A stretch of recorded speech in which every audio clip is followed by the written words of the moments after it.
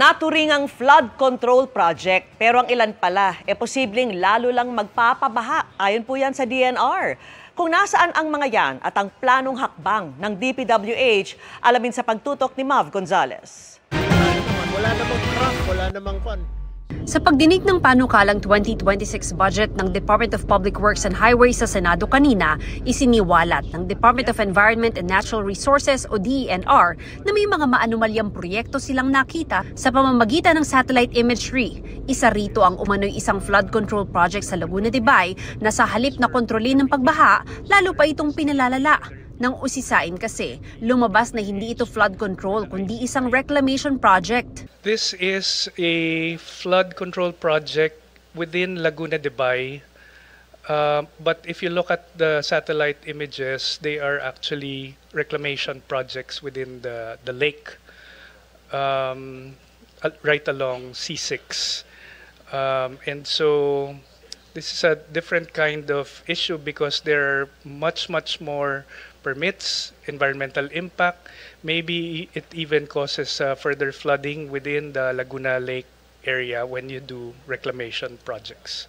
Meron pa raw ibang proyekto na sa halip mapigilan ay lalo pang magpapabaha. Tinukoy ni DENR Undersecretary CP David ang 2 dike sa Kamiling River sa Tarlac na may siwang na maaaring magpabaha sa bayan. At isang itinayong dike sa New Bataan, Davao de Oro na sa pagkakagawa nito, dadaloy lalo ang tubig baha sa kalapit na bayan. Sabi ni DPWH Secretary Vince Dizon, ipapatigil na nila ang pagtatayo ng mga depektibong flood control project na walang plano at hindi naman nakakatulong laban sa baha.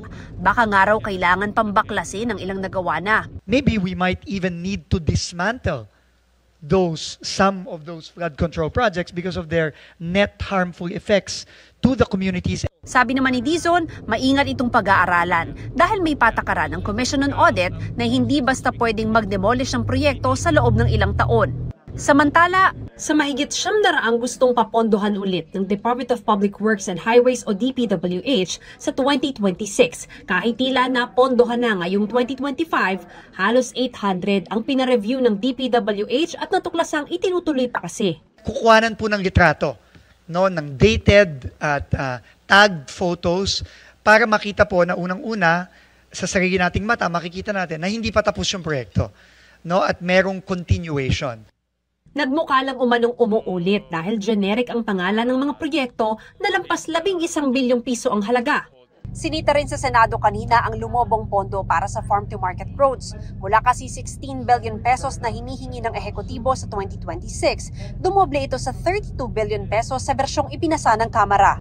Ayon sa Department of Agriculture, kung hindi nila i-validate ay hindi maipatutupad ng DPWH ang mga proyekto. For validation pa po, Mr. Chairman, some of those FMRs. So yung natitirang 8 billion, wala to sa network plan?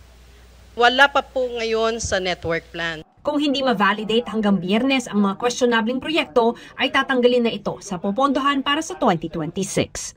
Para sa GMA Integrated News, Mav Gonzalez, nakatutok, 24 oras.